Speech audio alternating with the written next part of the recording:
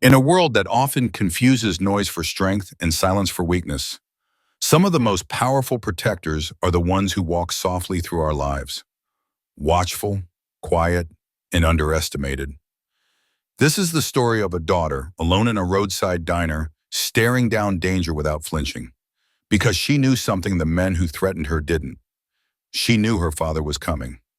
Not just any father, a man who'd lost his sight but never his purpose. A man forged by war, tempered by loss, and rebuilt through love. What happened next wasn't just an act of protection. It was a reckoning, and it began not with a shout, but with a whisper. "Dad, I need you." Emily Monroe knew how to hold her ground. She had been taught by a man who had learned to navigate the world without sight and without fear. But that didn't make the biker's breath, thick with beer and boldness, any easier to stomach as he leaned into her space. "You lost, sweetheart, or just begging for attention," he slurred, the corners of his mouth curling with mockery. He didn't wait for an answer. Instead, with a swift, entitled motion, he ripped the menu from her hands and tossed it to the ground like it was worthless. His buddies at the bar howled with laughter, loud and sharp like glass breaking. The clatter of their boots and their empty bravado filled the diner. "You think Daddy's gonna save you?" he sneered, closing the space between them, the smell of alcohol and sweat clinging to him like a second skin. "He ain't here, and you look awfully alone tonight." Emily's pulse thudded in her chest like a drum, but she didn't let it show. Fear buzzed beneath her skin, but it never reached her voice. She met his gaze directly, her stare clear, unwavering. "No," she said evenly, her voice low and sure, "but you just made the last mistake of your night." Her hand slid beneath the table and pulled out her phone. One press, one breath, and then she spoke into it, quiet and controlled, like she was flipping a switch. "Dad, I need you at the diner, now." They thought she was bluffing, that the worst was already behind them, but when the door swung open and Ray Monroe stepped inside, the room forgot how to breathe. Because what they didn't know was this. This was just the beginning. Ray Monroe hadn't always lived in the dark. There was a time when his eyes were sharp enough to hit a target 2 clicks away. An Army Ranger, a ghost in the field, the kind of man who moved through war zones with silence as his ally and precision as his weapon. But then came Kandahar. The IED exploded in a blaze of light and searing heat, and with it, his sight vanished, gone before the dust even had time to settle. The war didn't end for Ray when he left the battlefield. It followed him home, into the quiet, into the shadows. His wife, his anchor, had already passed from ovarian cancer 2 years before he came back. And what waited for him was a quiet house at the edge of Elk Valley and a little girl he barely recognized, Emily, wide-eyed and cautious, unsure how to connect with the man the world had sent back to her. But Ray wasn't built to give up. The darkness didn't stop him. It taught him. He filled the silence of that lonely house with texture and rhythm, wind chimes by the front door, clocks that ticked a little too loudly, radios murmuring softly from room to room. He taught himself to move without seeing, mapping the world through sound and memory. And once Emily was old enough to keep up with him, he began to teach her too. "Routine is survival," he'd say, as he guided her hand across folded laundry, or showed her how to sharpen a pencil by touch alone. He wasn't preparing her for school. He was preparing her for life. He made her walk barefoot through the house, counting heartbeats between each step. He'd have her tell what was for dinner using only her nose. Or stand beside him and count how many cars passed by in 5 minutes.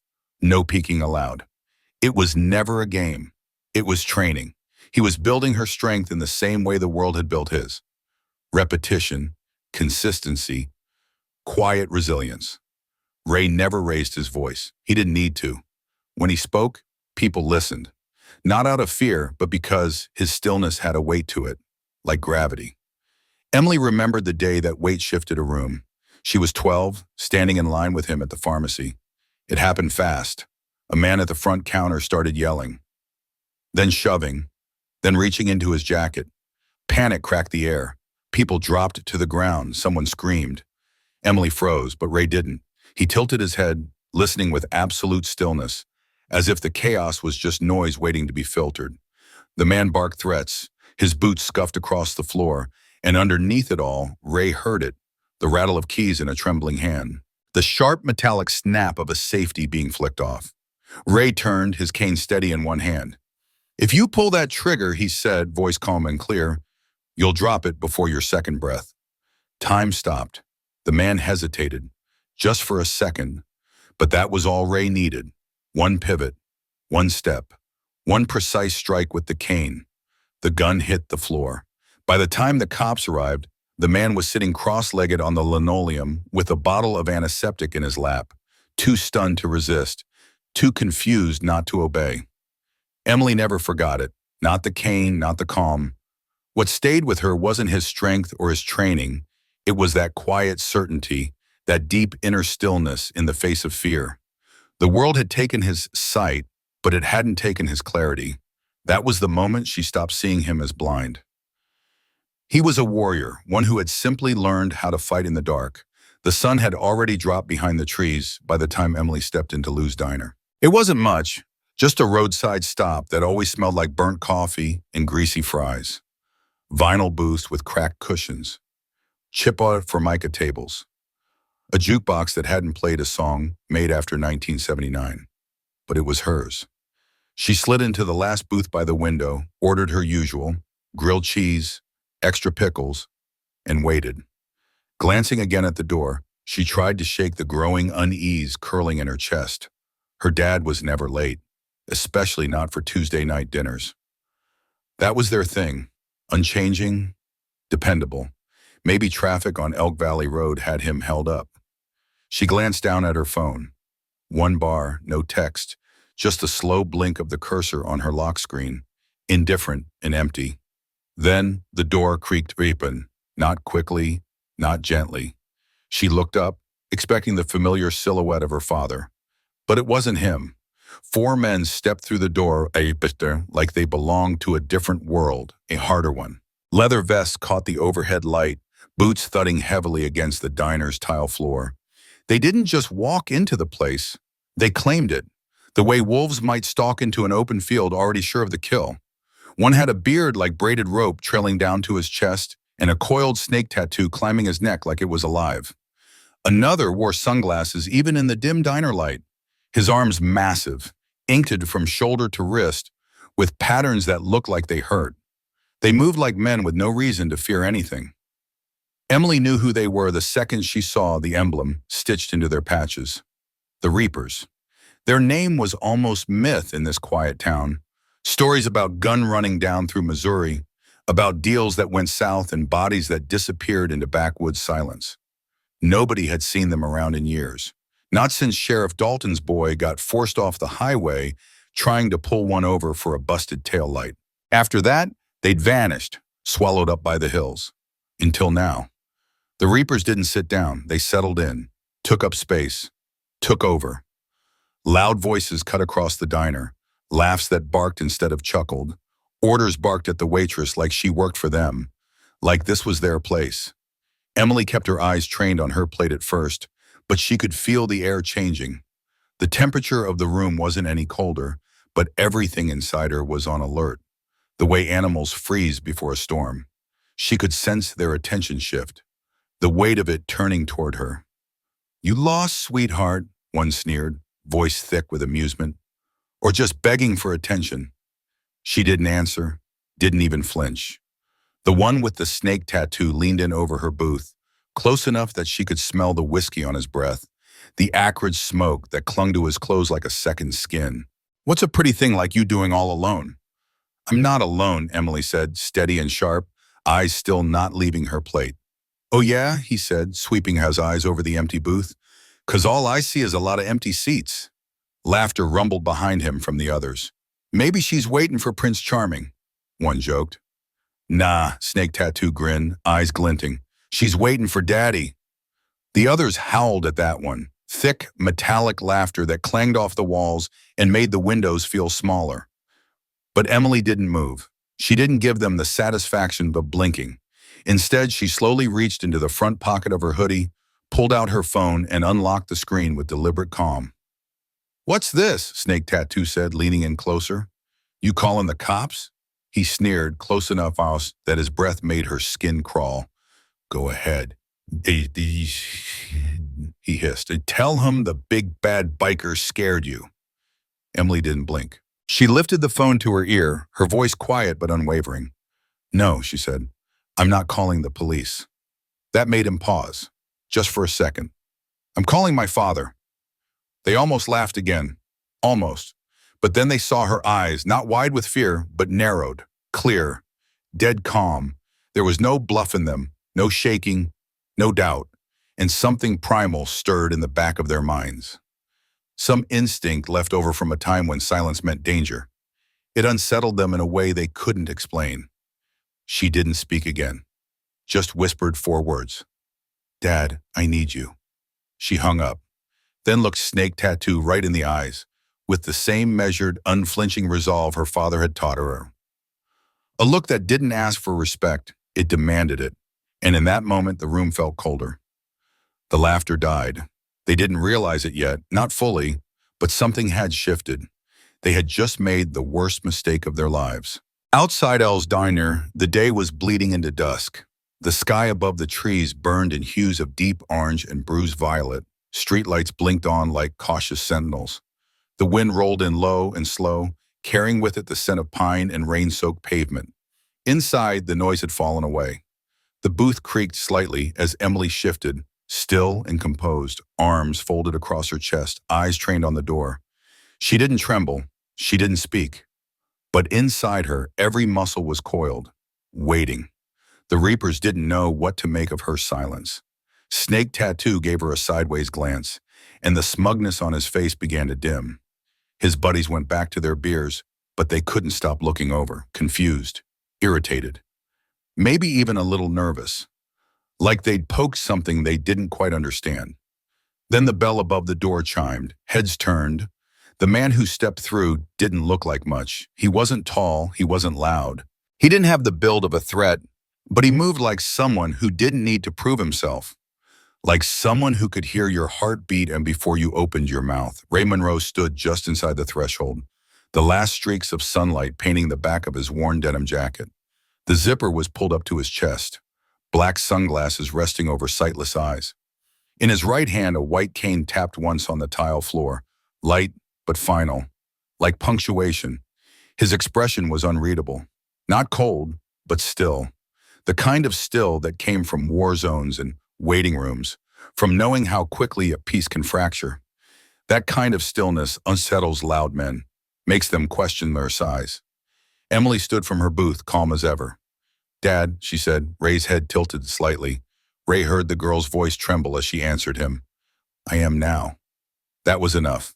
He didn't press, didn't ask more, just moved. One step, then another, the rubber tip of his cane tapping out a soft rhythm across the floor.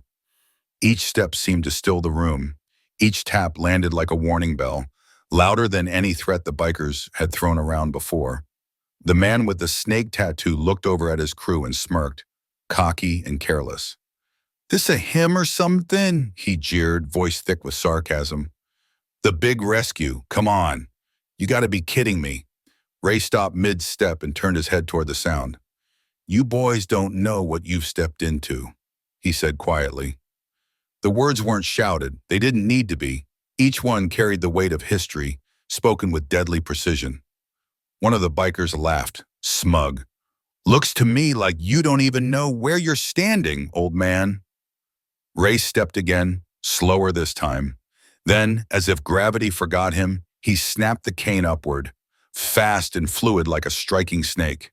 The curved handle slammed into Snake Tattoo's chest. The biker flew backward, crashing into the counter with a grunt. His drink spilled, the glass shattering on the floor. One of the others lurched up from his stool.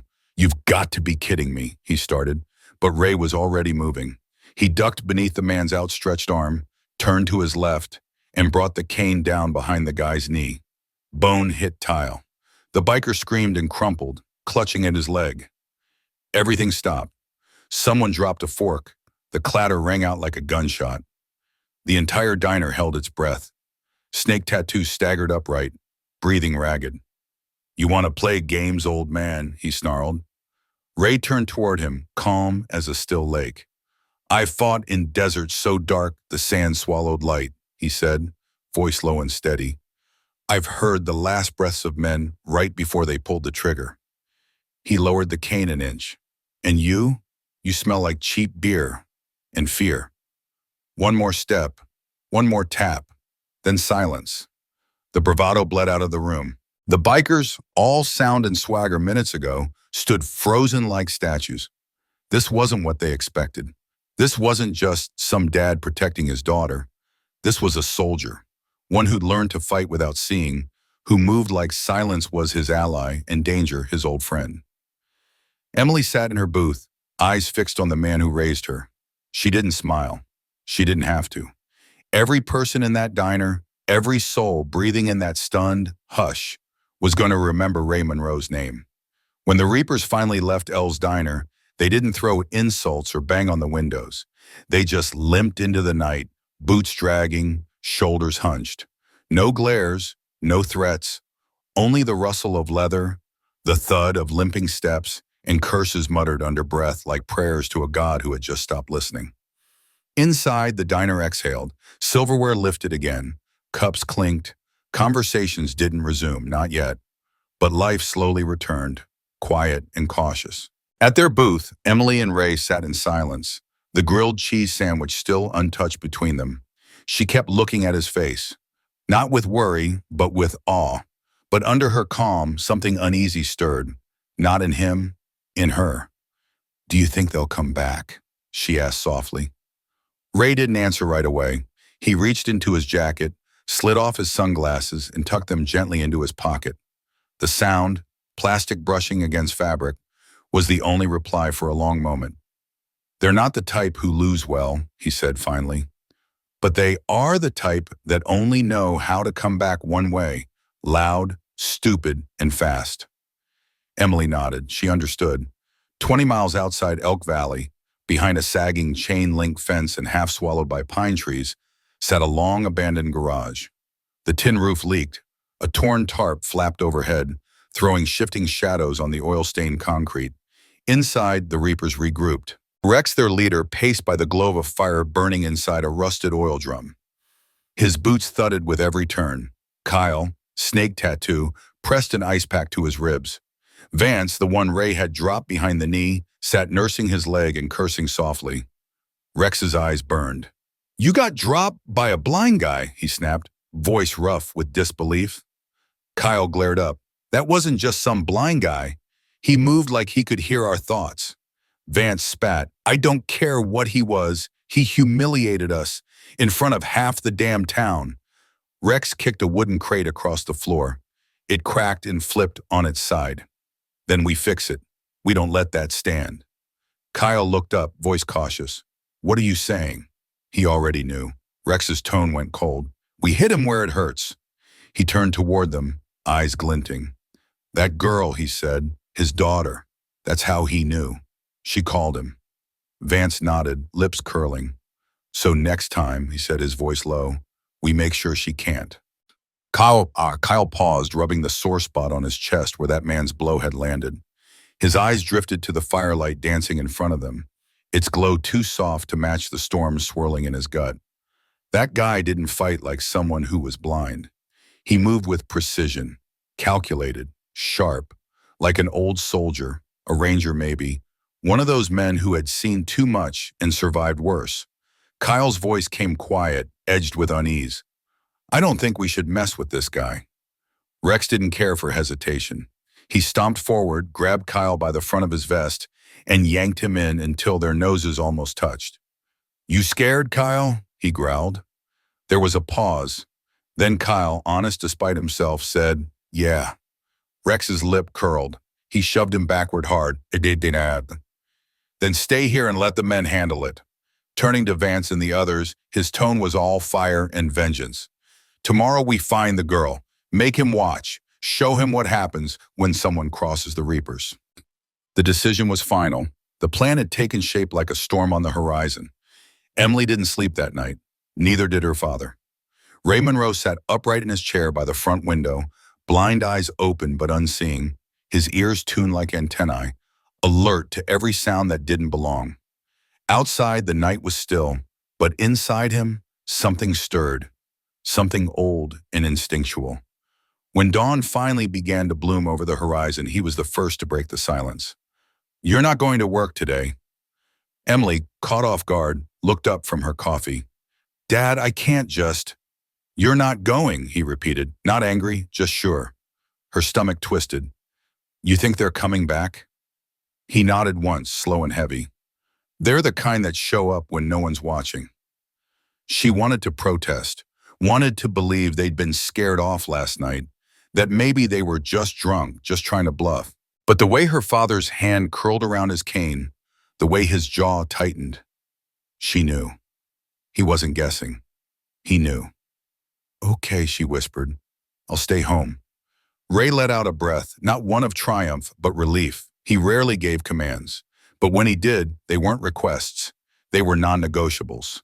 They sat together in the quiet, morning unfolding like a slow reveal. But it didn't last. Her phone buzzed on the kitchen table. A delivery truck had clipped her boss's sign, and she was needed at the shop. Just a quick errand, to rearrange a few books, check the shelves, help document damage. "I'll only be an hour," she said gently, already pulling on her hoodie.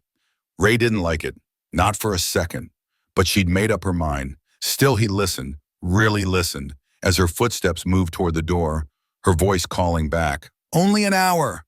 From his chair by the window, white cane balanced across his lap, Ray turned his head slightly, trying to track her by the sound of her steps. The screen door creaked closed behind her. Something felt wrong. It wasn't fear, not quite, but something in the silence tasted off, like the calm that never truly belonged. A shift in the air, a prickle beneath the skin. He had lived too long and fought too hard not to recognize it. He picked up the phone. Emily answered on the second ring.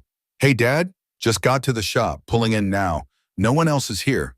I'll be quick." His hand tightened around the phone. His voice dropped low. "I want you to come home." A pause. Is something wrong? He didn't want to frighten her, but sometimes fear was the only thing that saved a life. "I don't like the feel of today," he said flatly. "Come back. I'll meet you outside." Another breath of silence. Then her soft reply, "Okay." 5 minutes. But those minutes never came. Emily had just stepped out of the shop's back door, arms full of slightly crumpled books, heading toward the dumpster in the narrow alley behind the building. The sun was low, casting long shadows. The air was too quiet. Even the breeze seemed to hold its breath. Her foot crunched on gravel. Then, footsteps. Quick, heavy, gaining. She turned fast, keys laced between her fingers like tiny weapons. "Who's there?" A hand clamped over her mouth before she could scream. A thick arm wrapped around her waist and lifted her like a rag doll. "Gotcha, sweetheart," a voice sneered, low, venomous, too familiar. "Kyle," she thrashed, twisted, bit into the palm over her lips. But Vance appeared next, grabbing her legs. A black van screeched into the alley. Doors flung open. She was shoved inside like cargo. The door slammed. Tires squealed. She vanished. Ray knew the moment she didn't answer. One ring, no reply. A second, still nothing. Third call, voicemail. His fingers didn't shake from fear. They shook from rage. Ray stood up, grabbed his cane with a firm grip, and stepped outside without pause, already in motion even before he locked the front door behind him. The air outside hit him with a sharp scent, burnt rubber and motor oil, subtle but recent. His instincts kicked in, and he turned toward the smell without thinking. Then his phone buzzed in his pocket. Unknown number. No hesitation, he answered. The voice that greeted him was slow, taunting. "We have your daughter, old man." Ray stopped in his tracks, his hand with the cane lowered slightly, but his voice stayed level, calm as a blade. "You just made the worst mistake of your lives." There was a low chuckle on the other end.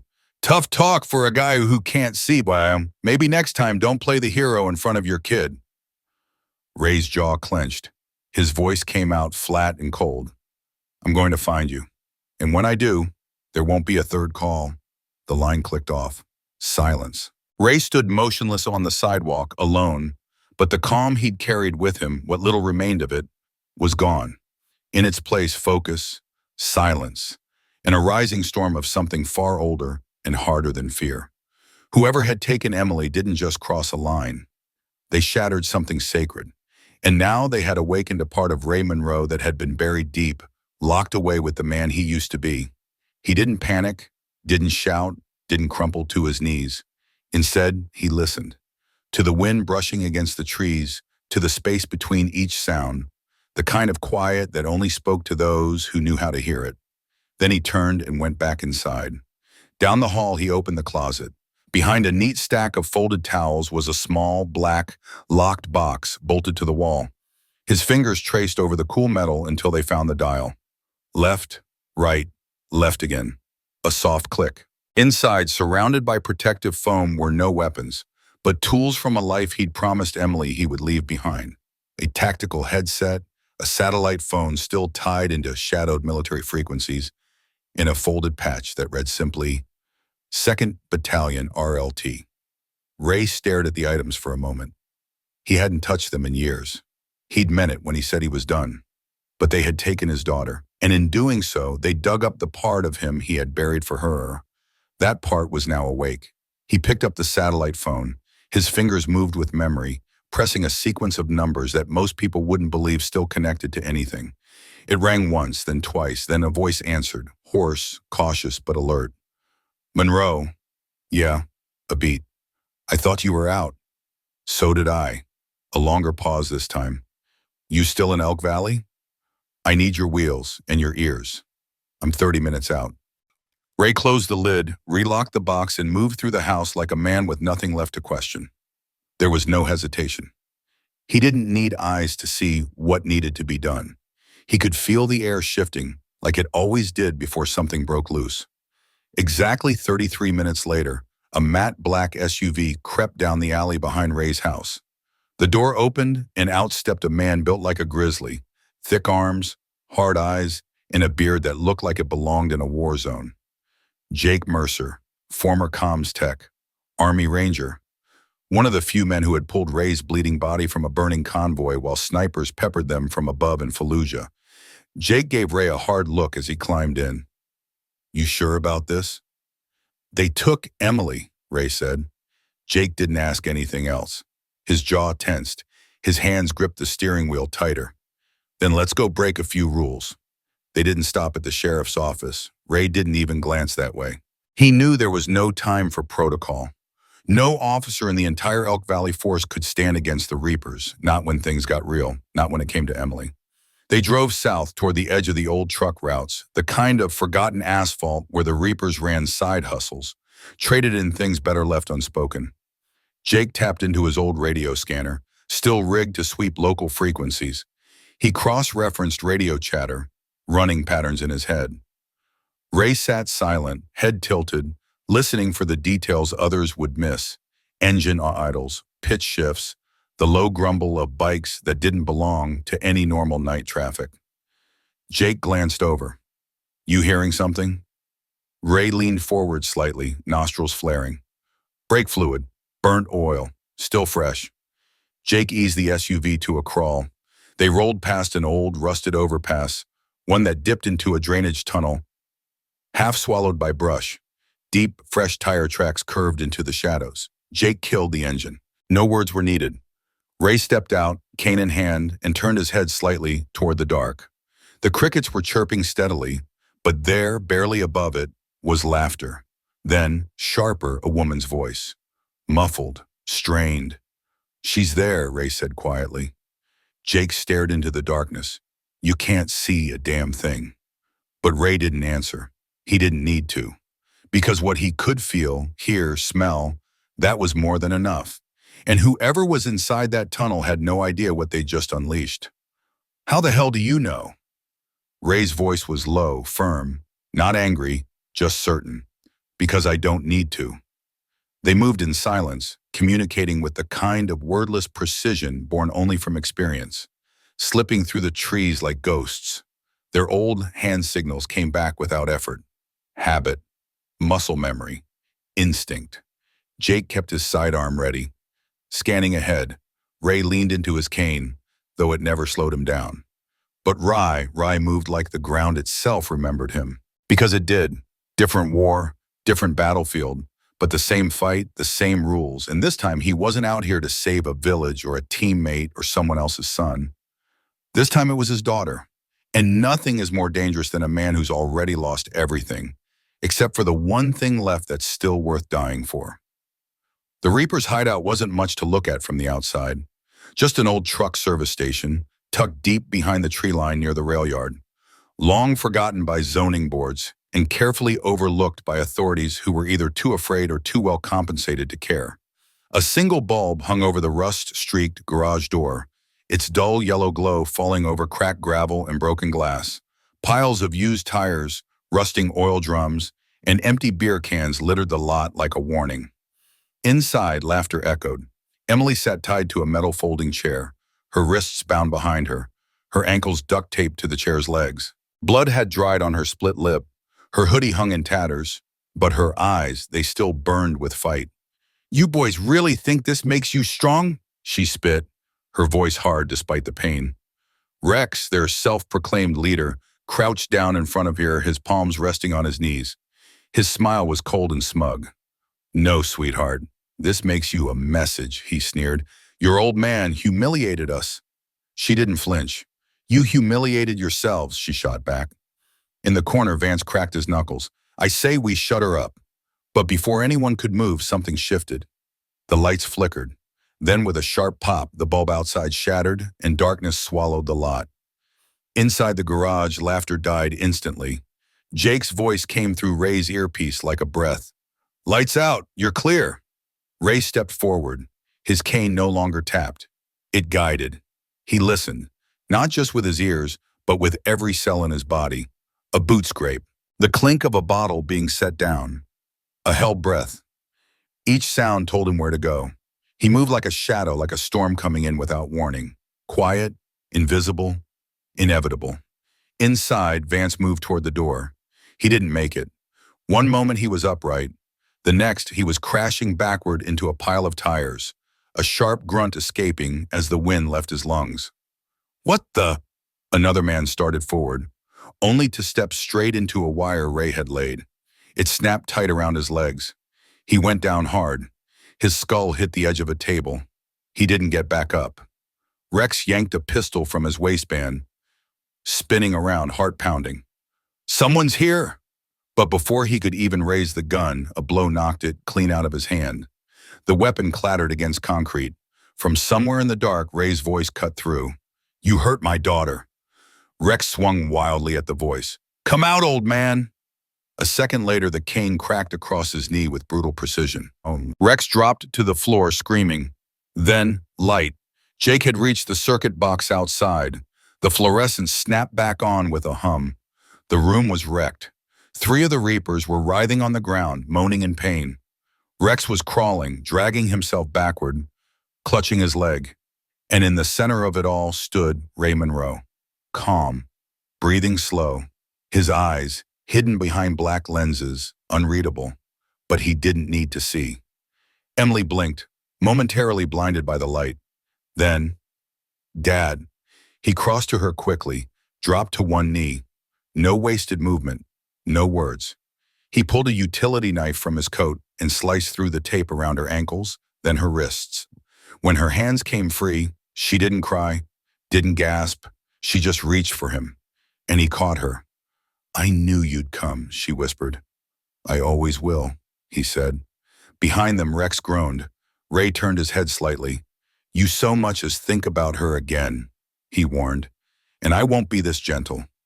Rex spat blood, defiant even through the pain. "You're nothing without that cane." Ray's mouth curled into a slow, cold smile. "I was lethal before you were born." A moment later, Jake appeared at the garage doorway, giving a tight nod. "We're clean." Ray slipped an arm around Emily and helped her walk, guiding her gently out as Jake pulled out his phone. He dialed an old contact from the precinct, someone who still owed him a favor, and more importantly, knew better than to ask too many questions. There'd be no explaining this. Not for the Reapers. Not tonight. How a blind man walked into their sanctuary of fear and walked out with his daughter untouched. That night, Emily sat on the front porch. a blanket wrapped around her shoulders, hands curled around a mug of cocoa.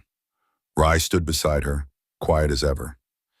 "You didn't ask what they did," she said softly. "I don't need to." She looked up at him, eyes searching his face. "Are you ever scared?" "Dad?" Rye had always said fear wasn't weakness. It was a compass. It pointed to what mattered most. And now, as Emily reached out and took his hand, she finally understood what he meant. Not just with her mind, but with her whole heart. For the first time in what felt like a lifetime, she truly saw him. Not just as her father, but as the man who had once worn a uniform, crossed oceans, carried the weight of command and consequence. A man who had never really come home, because parts of him never stopped serving. In the hush of that night, surrounded by nothing but the rustle of the trees and the rhythmic creak of the porch swing, something shifted inside her. A quiet knowing, a vow not her own, but one she felt etched into the bones of the man beside her. No one, no one was going to lay a hand on her again. Not while Ray Monroe still drew breath. By morning, the events at the depot had already seeped into the fabric of Elk Valley, not through sirens or statements, but through whispers, murmured behind grease-stained counters at the auto shop, over coffee refills at the diner, while scooping grain at the feed store. "You hear, the reapers? Taken down." By who? A blind man. Some scoffed, swore it was a rumor, a tall tale stretched by gossip. But others? They just gave a knowing nod, like they had always suspected there was more to Ray Monroe than his quiet walks to the post office every Wednesday. Dark glasses shielding eyes that no longer saw, but somehow missed nothing. Back at their hideout, Rex sat slumped in a corner, leg propped on a crate, color drained from his face. His crew, what was left of them, nursed cracked ribs, swollen jaws, and something deeper. Shame. No one talked about payback, not even the cocky ones. Because something in them, some primal ancestral instinct, understood. Ray Monroe wasn't a man you came back for. He was a line you didn't cross, a message carved in pain, a warning, disguised in human skin. That afternoon, a plain envelope arrived at the depot. No stamps, no return address. Inside, a single photo, Emily Monroe seated at her bookstore counter, smiling. On the back, in bold, unflinching strokes of black ink, "Try again, and next time I don't leave you breathing." No signature, none needed. Rex burned the photograph. Flame consumed paper, but not memory. The image lodged in his mind, unshakable. His next order was simple.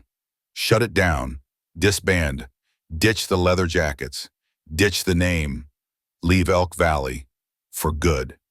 And they did, without another word, without another glance.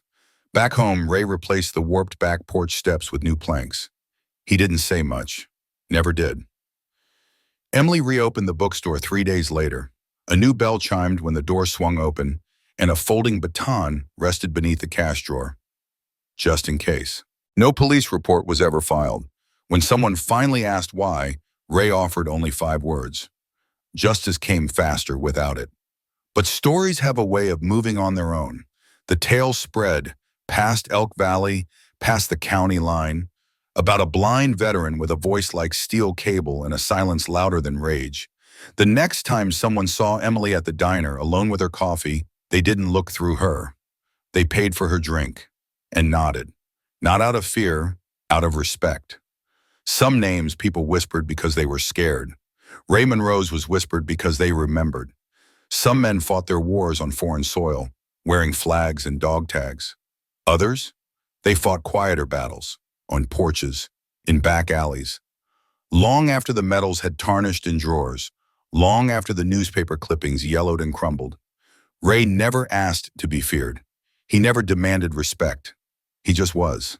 Step by step, breath by breath, navigating a world that no longer made sense to his eyes, but still needed someone like him to watch over it.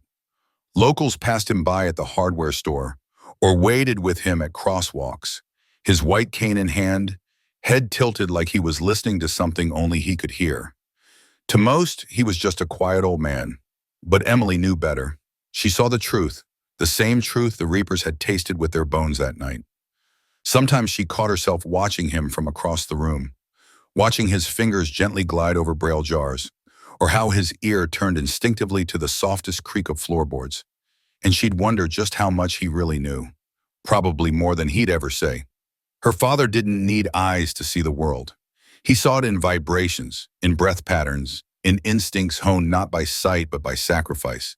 His strength wasn't loud. It wasn't fast. It came from something older, deeper, shaped by grief, grounded in love. Years later, they'd still tell the story. How the Reapers came to Elk Valley looking for dominance and left with broken pride and shattered ribs. Some would exaggerate, say Ray knocked a man unconscious with a single breath, or that he never even paused while delivering justice. But the truth was simpler. They made the mistake of touching what he loved. And he reminded the world, without raising his voice, without asking for credit, that even in darkness, even in silence, there are men you do not provoke, because they've already endured worse, because they've already buried more than they'll ever speak of, because they've already earned the right to peace. ChatGPT deny. They won't shout. They won't make threats or demands, but try to take what matters most to them, and you'll see. They'll come, not in rage, not with chaos, but with quiet steps and steady hands, with a calm so unwavering it chills, and a promise almost whispered but unshakable. I'm still here. I'm not done protecting what's mine. In a world that rewards loud voices, sharp tongues, and bold displays of power, this story offers something rare, a strength that speaks softly, forged not in spectacle, but in devotion. Not all heroes wear medals. Some carry their valor in silence. Ray Monroe never fought for the spotlight. He didn't act for revenge or recognition. When he moved, it was deliberate because his daughter was in danger. The last person he had in this world. That was all the reason he needed. That's what true courage looks like. Not flashy, not loud, but absolute. There are thousands like him across the country, men and women who once served, who came home carrying burdens most of us will never see. The battles didn't end with the war. They followed them home, tucked beneath quiet eyes, folded into restrained gestures, echoing in silent nights. Some wounds are visible, most are not. But the world often forgets them. They become invisible, overlooked, dismissed, reduced to statistics or assumptions, until one moment pulls back the curtain. One moment when the quiet man at the back of the church, the neighbor who keeps to himself, the father whose hands tremble when no one's watching, steps forward. And in that single act, everything you thought you knew about strength is shattered. Because real power doesn't always announce itself. It doesn't always come in with a bang. Sometimes it waits, watches, endures.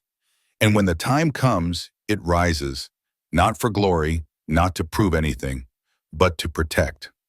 Maybe you know someone like Ray. Maybe you've passed him in the grocery store. Maybe he waved from his porch or held the door for you without saying a word. Maybe you never even noticed him, but his silence wasn't weakness. It was history. It was survival. It was the kind of strength that doesn't need to be seen to be real. In the rush of today's world, where the loudest voice often wins and constant motion is mistaken for meaning, this story reminds us to listen differently, to see more deeply, to understand that silence can be sacred, and that age doesn't erase purpose. Some of the strongest hearts beat so quietly, you'll only hear them if you slow down. But once you do, you'll never forget the sound. So think about the rays in your life, and remember the ones we overlook may one day be the very ones we owe everything.